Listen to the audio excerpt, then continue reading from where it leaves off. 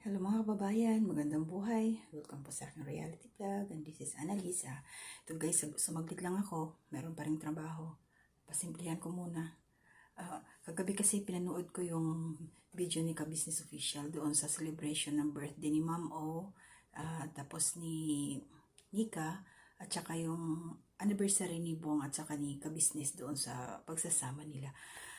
Ayun, kinilabutan ako una doon sa sinabi ni Ka-Business na nag-message siya kay Bong about doon sa makakakita din ito ng taong genuine at saka pure kasi yun ang gusto ni Bong.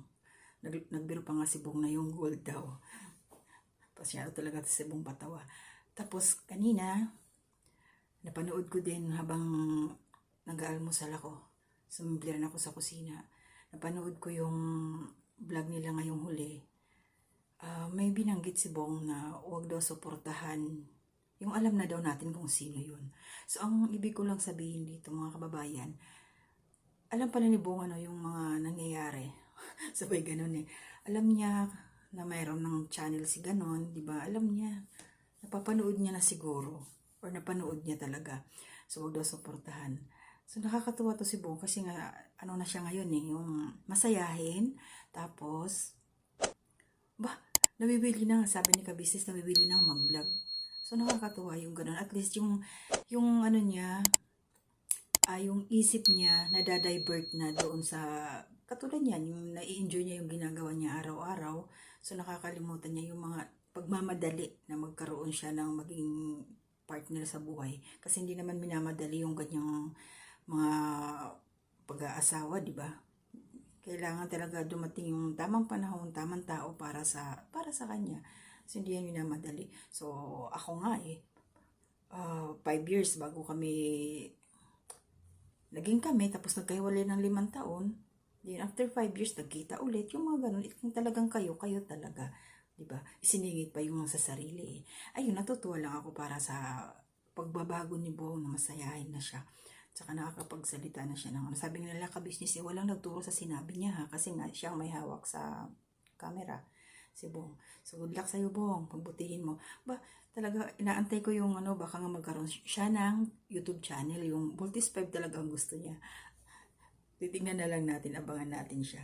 At para doon sa mga nagsasabing walang ginagawa yung Ka-Business, puro katatawanan na lang, parang wala nang ganang panoorin, hindi na tumutulong.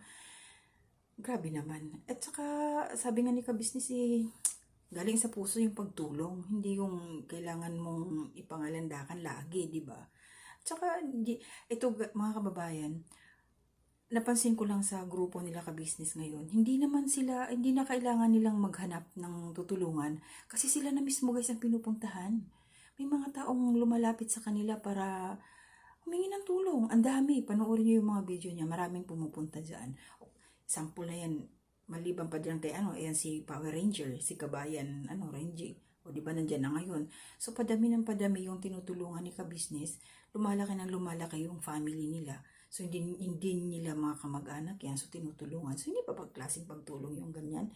Tsaka yung mga beneficiaries sa Ka-Business, ilan na yung hinanapan nila ng bahay, nirarentahan, sinong nagbabayad sila niyan. So, nagbibigay din sila syempre ng pangonsumo. Katulad nila, Nanay Marita ba yan? Sila andiyan pa ngayong bago sila, Nanay Gina at saka si Jan.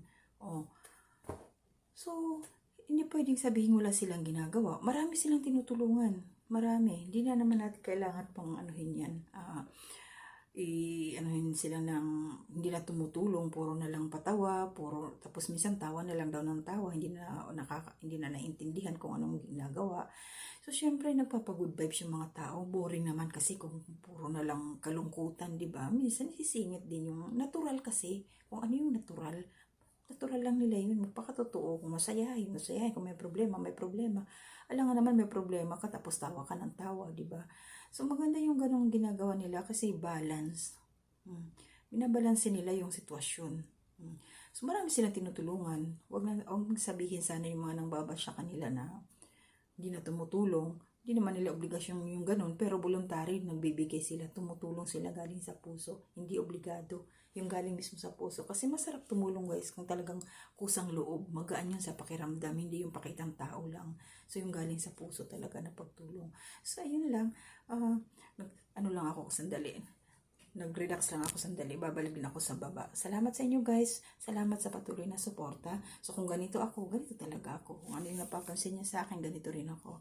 So itong mga ginagawa ko ngayon, hindi ako nag-e-edit na kung ano yung sinabi ko, yun na talaga yun. Diba? So maraming salamat sa inyong suporta sa akin. So magandang buhay. Tuloy lang ang ating mga ginagawa sa araw-araw na wala tayong taong inaapakan. Ganun lang. Mahirap ang buhay pero kailangan lang nating lumaban.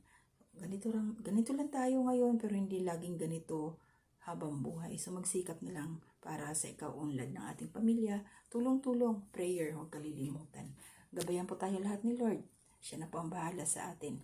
Nasa puso kung anong ating ginagawa.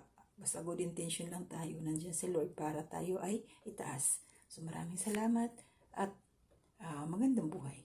Bye-bye po.